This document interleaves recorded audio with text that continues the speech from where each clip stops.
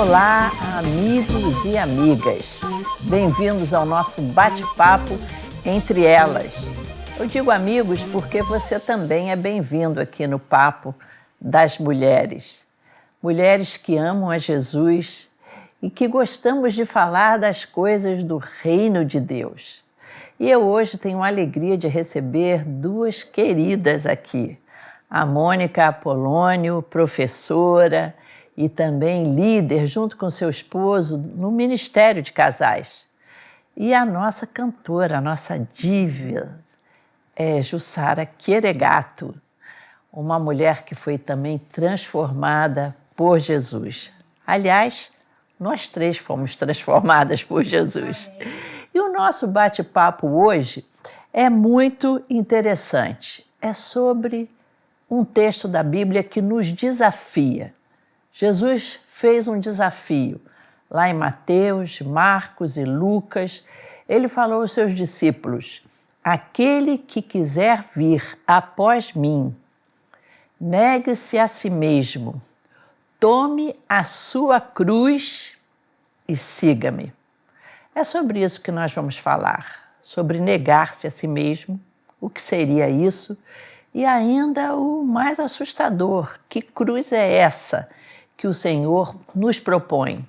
E ele diz que quem perder a sua vida por amor dele, ganhá-la-á, no velho português, no estilo antigo. Quem perder a sua vida por amor de Jesus, vai ganhar muito. E nós vamos conversar sobre isso. Vai te abençoar. Tudo bom, Jussara? Tudo bem, Mônica? Tudo bem. Então, meninas, o que vocês entendem por esse preço? A princípio, é meio assustador, né? Gente, seguir a Jesus é tão sacrificante, tem uma cruz. Logo a gente lembra daquelas imagens que a gente assistia nos filmes da Semana Santa.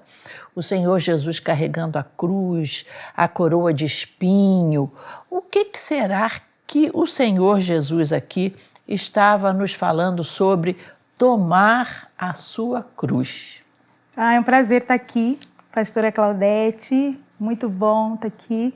Primeiro a gente tem que desmistificar esse conceito de que carregar a cruz é um fardo pesado, né? É aquela coisa, ai, meu filho que dá trabalho, meu marido, não é essa cruz que Jesus fala para nós, né? Nem tampouco é a cruz dele. Nem tampouco é a cruz dele, porque ele era só dele. Era só dele e ele levou, né? Essa cruz tem a ver com a gente, né? Com o negar a nós, a nossa vontade, o nosso desejo, o nosso eu, as nossas questões, né? A gente tão cheio de questões. Uhum. Essa é a cruz, né? Negar-se a si mesmo. No século I, né? Que os ladrões, as pessoas que eram vistas como, né, os maus, uhum, eles tinham como esse castigo levar a cruz, né? Tinha o caminho, né, que a gente falou, esse caminho a percorrer. Então essa chamado cruz, até de a via dolorosa. Isso, a via dolorosa, Jesus, né? A gente canta esse clássico, uhum, também. Esse caminho foi percorrido por Jesus e ele também nos convida a percorrer esse caminho todos os dias. Uhum. Todos os dias negar a nós mesmos, né? As nossas vontades, como eu já disse, os nossos desejos, os nossos caprichos, as nossas feiuras, uhum, que a gente tem, né? Então essa cruz não é um fardo. Não é um peso que o mundo colocou isso, né? Rotulou isso e a gente não ainda... Não é um reumatismo, uma artrose não é, que é eu aquela tenho. Dorzinha, isso, não é aquela... Não é aquela criança problemática isso, que fala assim, te dá um trabalho não danado. É isso, não. Vai mais além, né? É todo dia a gente tem uma coisinha para fazer morrer, não é verdade? É verdade. E Mônica, você que está assim à frente de um grupo de casais formidável, que é da nossa igreja de Caxias, você acha que o casamento é um cenário bom para a gente levar assim cada um a sua cruz? Com certeza. Eu acho que o casamento, ele costuma tirar o pior de nós. A verdade é essa. Porque a gente... É como se nós fôssemos uma lixa, né? Nós vamos ali, ó, um podando o outro, né? Porque Deus disse que ao nos casarmos somos uma só carne, né? Somos um. E como ser um se temos duas cabeças pensantes? É verdade. Não Tem é? muita negação nisso aí, Tem né? muita negação, né? Então eu tenho que negar um pouquinho da minha vontade, né? O meu marido tem que negar um pouquinho da vontade dele, para que a gente conviva da melhor maneira possível, né? E muito mais quando os filhos vêm, né? Sim. Porque aí é que a gente vê que a nossa vida muda totalmente, né? E a gente precisa não viver pelos filhos somente, porque daqui a pouco eu já estou vivendo isso, né? Minhas filhas, né, casaram, né? E a gente vê que a gente precisa preservar essa nossa vida de casado, né? Para que nós tenhamos o que viver ainda depois que os filhos se vão. Mas que dentro do casamento é onde a gente é provado realmente, né? Quando eu posso ficar calado, quando é a minha hora de falar, é preciso conversar, porque tudo é preciso ser conversado. Né? A gente E na hora parece uma perda, né? Exatamente, parece que é uma perda. Você tem que abrir mão. Eu lembro muito disso com as mulheres que têm filhos. Assim que o bebê chega, né? Você tem um período aí de 3, 4 meses em que você vira uma máquina de amamentação, né? É verdade. Então, naquele momento, o teu horário é restrito, o teu soninho Isso não aí. é você que manda. A hora de não é? comer. Também não. Então, você ali parece, né? Eu lembro muito disso no caso da minha primeira filha, que até naquela saída de ir para a igreja e tudo, eu via o Paulo indo, eu até dizia, vai, né? Porque hoje tem umas mulheres que dizem, se eu não vou, tu não vai também, não tem nada a ver isso. E eu ficava pensando, eu estou perdendo, alguma coisa está acontecendo lá, eu estou perdendo. Mas não é isso, eu estava ganhando, né? É aquela, quase que a lei do investimento, Isso, né? é um investimento. A lei de você perde agora para ganhar depois. Isso. Eu acho muito interessante um provérbio em inglês, que ele em inglês fica muito interessante, é no pain, no gain. Se não tem dor, não tem ganho. Então, essa cruz aqui que Jesus fala, é essa perda que a gente tem que ter do velho homem para poder ganhar em paz, em comunhão com Deus. E não é fácil. Não é fácil. E a gente vê muitos verdade. casais optando pelo divórcio, né, querendo se separar, porque só falam, mas ela só faz isso, mas ele só faz aquilo, enquanto que eles deveriam pensar no que eu estou fazendo de errado, o que eu estou contribuindo, né, para o meu casamento não dar certo. Eu acho que né? isso muito envolve a questão do perdão, né? Perdão. Porque às vezes parece que o perdão mexe muito com orgulho. Muito, porque mexe mais quando você não fez nada, né? Quando Isso você aí. ainda tem uma ideia de que você feriu, até é o menos pesado, mas quando você não fez, e a Bíblia diz algo tão sério, né, em Mateus, se ali te lembrares, vai lá, reconcilia primeiro para depois ofertar. Então, acho que o perdão é um dos, né, mais complicados, assim, mas a gente ganha a paz, não é verdade? Com ganha certeza. E ele não fala que é para você ir lá se você for o culpado. Né? Essa é a você questão. se lembrar. Se você se então, lembrar. se você está se lembrando e o outro não está, vai lá a si mesmo. Né? E aí é que entra, né, o preço a ser pago. Eu vou lá pedir perdão para uma pessoa que eu não fiz nada. Simplesmente porque Deus está falando comigo. Né? E com quem Deus está falando é com quem ele tem um relacionamento mais próximo. Não é? Então, eu sempre penso nisso. É sempre maior honra honra você tomar a atitude do perdão. Foi isso que o Senhor Jesus fez por nós. Ele nos amou primeiro. Não é?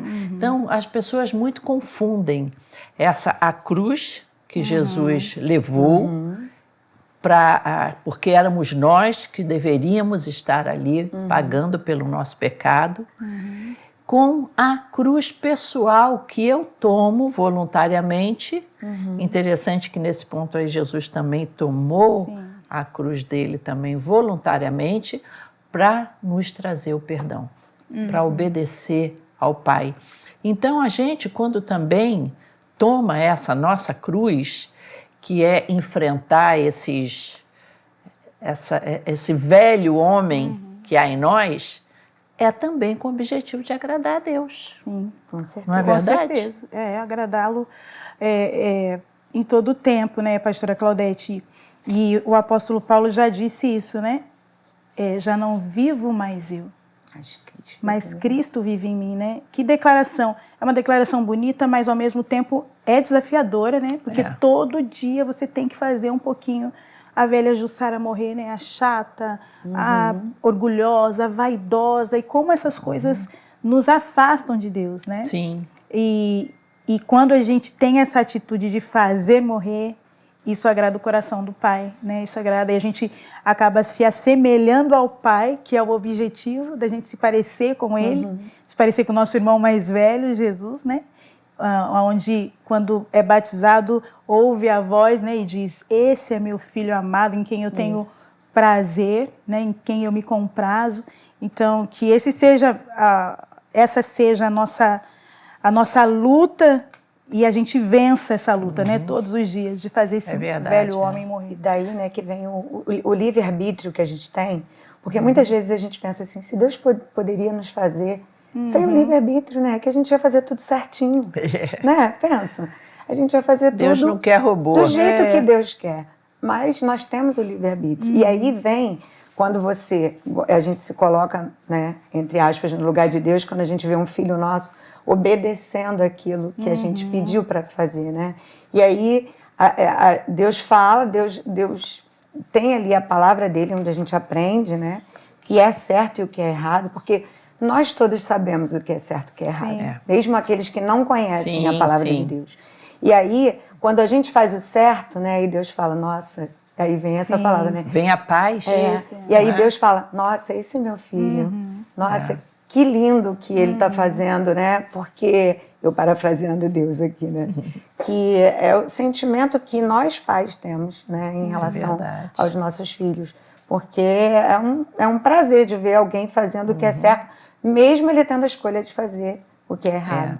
Né? Isso que você falou é muito interessante, porque a gente vive hoje num mundo muito hedonista, em que o prazer vem em primeiro lugar, não é? A diversão, o prazer, a sexualidade.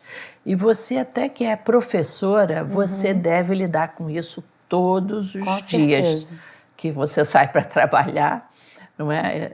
Encontra adolescentes, pré-adolescentes, com essa vontade de cada um impor sua vontade. E muitas vezes eles fazem porque está todo mundo fazendo, não porque querem fazer. Né? Então, no mês passado eu falei isso com um aluno meu. Ele estava dormindo, né? Dando aula de manhã, ele dormindo. Eu falei, o que foi? Professora, eu estou de ressaca. Eu falei, mas por quê? Porque eu nem gosto de beber, mas todo mundo estava bebendo. Então, se eu não bebesse, né, ia ficar sem graça. Eu falei, nossa, mas você pode se divertir sem beber. Né? Então, muitas vezes a gente tem a escolha, né, mas a gente faz o errado porque está todo mundo fazendo. Né? Então, eles, no caso dos adolescentes, os jovens, têm vivido muito isso. Né? A turminha fala que é para fazer, então vamos fazer. É o grande problema da falta de identidade. Isso aí. E é aí que Jesus também chama, negue-se a si mesmo. Muitas pessoas não têm ideia de que aquela turma de discípulos que seguiam a Jesus eram gente jovem. Verdade. Jesus era jovem. 30 anos, Ele tinha 30 anos. 30 anos. Aquela turma com energia, pescador, Pedro, o irmão dele e tudo mais, aquilo ali devia ter ali rapazes com 17, 18 anos. E que tiveram a bênção de fazer uma escolha. Que a princípio não parecia muito agradável, mas que foi absolutamente recompensada por Deus, né? O próprio Jesus falou, todo aquele que largar pai, mãe e tudo mais, por amor de mim, receberá muito mais. Muito mais. Então, a gente também, quando abre mão de várias coisas que desagradam a Deus, o que a gente recebe de paz Muita coisa. não tem tamanho. Não tem preço, não é? É verdade. E você, muitas vezes, que faz o que não agrada a Deus, você acabou de cavar encrenca para você. Também colhemos coisas ruins, né? Do mesmo modo que a gente colhe paz, quando a gente escolhe, né, agradar ao Senhor, renunciar ao nosso eu, que não é fácil, a gente também colhe quando a gente decide desagradar. E a impressão que as pessoas têm é a seguinte: se eu fizer essa escolha por Jesus, a vida vai ser terrivelmente chata. É, verdade. Você que teve teu encontro com Jesus ainda bem jovem, Sim.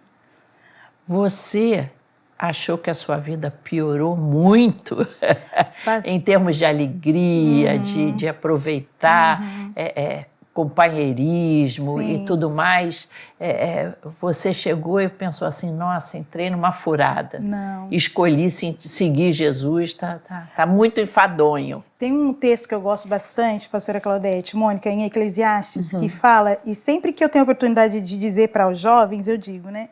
A Bíblia fala assim: você pode escolher tudo o que você quiser. Você pode fazer tudo. A Bíblia não proíbe a gente de nada. Jesus não proíbe a gente de nada. E aí no final ele diz assim: mas saiba de uma coisa, no final de tudo te pedirei contas. Então isso faz a gente pensar. Eu nasci num lar cristão e eu nunca pensei assim: ai gente, ai que chato servir a Cristo, nossa, pesado. Pelo contrário, a minha juventude a adolescência foi na igreja, e foi um prazer servir a Jesus na igreja, claro, com as minhas questões emocionais, que ao longo dos anos o Senhor foi curando, foi tratando, e foi uma das melhores escolhas que eu fiz, pastora Claudete, durante a minha juventude, ainda sem muita noção do que Deus faria futuramente, mas eu tenho a alegria de dizer que eu tinha prazer de estar na igreja, eu tinha prazer de ir para a igreja, e era tão engraçado que às vezes eu vou para alguns lugares, até mesmo quando eu venho aqui para Tijuca para ministrar, e a gente sai cedo e eu vou vendo alguns jovens saindo de boates, de lugares assim, e você vê o semblante tão caído, tão pesado, e o meu coração fica jubiloso em saber que eu escolhi o melhor lugar para estar, né? E é uma escolha, é uma decisão. E a gente estava falando que o que é mais interessante no Evangelho é que Jesus não pressiona ninguém. Ele não fala assim: Claudete, se você não fizer, pelo contrário, né? A gente já sabe da história do jovem rico, que foi questionar a Jesus sobre segui-lo, e Jesus disse para ele: olha, falta só uma coisa, né? Mas ele amava as riquezas, né? O texto diz isso para nós, e a Bíblia diz que aquele jovem deixou Jesus triste, né? O deixou, né? Jesus. Mas Jesus não vai atrás dele, porque Jesus nos dá essa liberdade de escolha, e isso que é o mais incrível. Deus nos dá a liberdade. Ele diz para nós, a Mônica citou aqui: escolham a vida. Escolha a vida. Escolham a vida. E escolher a vida é escolher Jesus. É verdade, Mônica, você já está na igreja há muitos anos, não é? E trabalhando até com casais, você já viu muita coisa. Muita coisa. O que você considera que é mais difícil de abrir mão da sua personalidade como pessoa? O que é o maior desafio que a pessoa precisa abrir mão para seguir Jesus? Seja aí homem, mulher, ou jovem, que é a maior luta interna para seguir Jesus? Bom, em geral, né? Em geral. Eu, quando aceitei Jesus na Maranata, né? Há 30 anos atrás, né? E assim, quando eu aceitei Jesus, eu pensei: nossa, eu não conhecia esse Jesus antes. Se eu conhecesse, eu acho que muita coisa eu não tinha feito, né? E olha que eu tinha, né, 20 anos, né? E assim, no meu caso, eu olhando, eu acho que Deus abriu meus olhos assim tão claramente que eu não vi essa coisa que eu ia ter que deixar para trás, né? Essa perda, como você falou. Mas, como é o nosso assunto aqui, eu acho que a maior dificuldade das pessoas é justamente de negar-se. Porque elas querem continuar, né, como a gente falou aqui, elas se emocionam, elas acham legal, os louvores, eu quero estar nesse lugar, as pessoas são legais, mas quando eu saio daqui eu quero continuar fazendo aquilo que eu sempre fiz, aqueles meus pecadinhos que estão lá escondidinhos, né, e que eu não quero deixar, ou seja, os prazeres. Então, esses prazeres... Mônica, desculpa até te interromper, mas é porque é importante falar nesse minuto. A pessoa vai na igreja, gostou da mensagem, gostou do louvor, mas ela sente alguma coisa que está movendo o coração dela para mudança. Alguns saem até meio zangados da igreja. Você já viu isso? É verdade. O que foi isso? Parece que alguém fez alguma coisa para eles naquele momento ali, que é o Espírito Santo. Ele até pensa, olha, eu gostei, achei ótimo, mas eu não volto mais. Não volto mais. É tipo assim, o Espírito Santo me encostou na parede. Encostou na parede, não se rende. Né? Então, eu até anotei uma frase aqui, falando dos prazeres, que prazer é uma estação de curto prazo. Né? Prazer é felicidade momentânea, mas toda pessoa feliz tem prazer garantido em alguns momentos. Mas quem vive de momentos de prazer não tem felicidade garantida. É verdade. Porque você vive de momentos, né? Então, dentro do casamento que a gente fala muito, a gente vê ali, ó, a pessoa se envolve, por exemplo, com uma pornografia e ela acha que ela vai, dentro do casamento, ela vai parar, né, de praticar isso.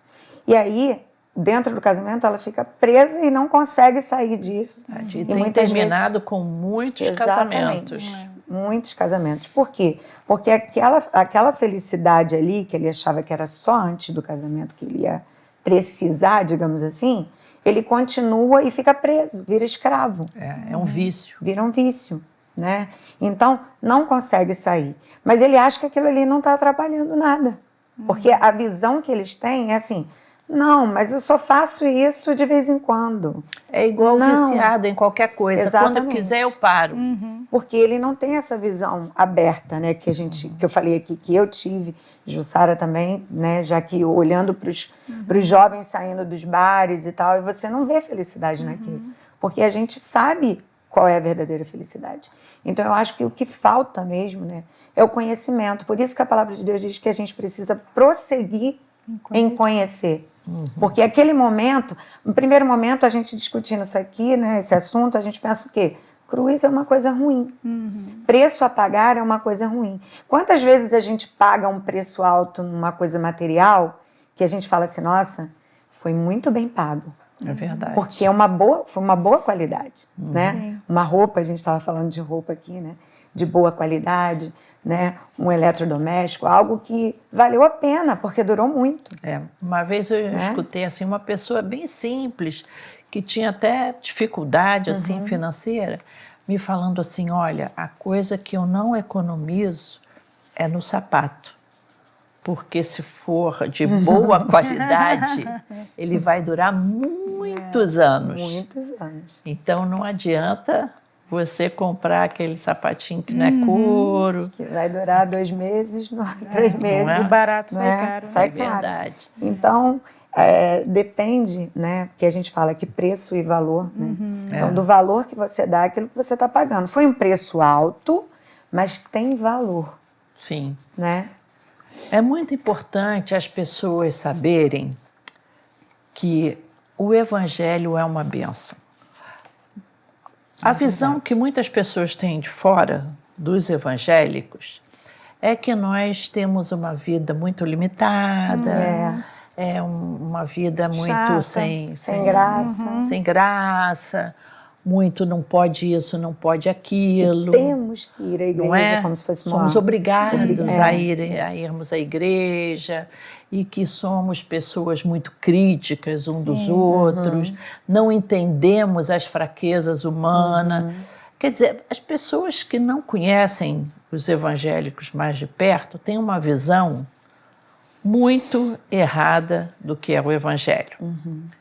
Eu mesmo tenho um amigo e ele uma vez me perguntou assim, puxa, a tua religião é muito difícil de ser seguida, né? Tem muitos não podes. Eu falei, não, nós só temos 2 mandamentos. Só 2? É, só 2. Mas como é que é isso? Amarás o Senhor teu Deus de todo o teu coração, de toda a tua alma, de todo o teu entendimento. E amarás o teu próximo como a ti mesmo. Quando você ama Deus, você passa a ter um senso de justiça. Ele trabalha no teu caráter. Verdade. E aí as transformações vêm quando você ama a Deus com todo o teu entendimento. Ninguém vai te dizer não pode isso, não pode aquilo, não. O teu próprio relacionamento com Deus vai orientar as suas escolhas. E amar ao próximo como a você mesmo é uma das maiores expressões de bondade de Deus que um ser humano tem que ter com o outro. Então, esse negar-se é um convite muito sedutor, eu acho. Não é um convite enfadonho. As pessoas é que não sabem.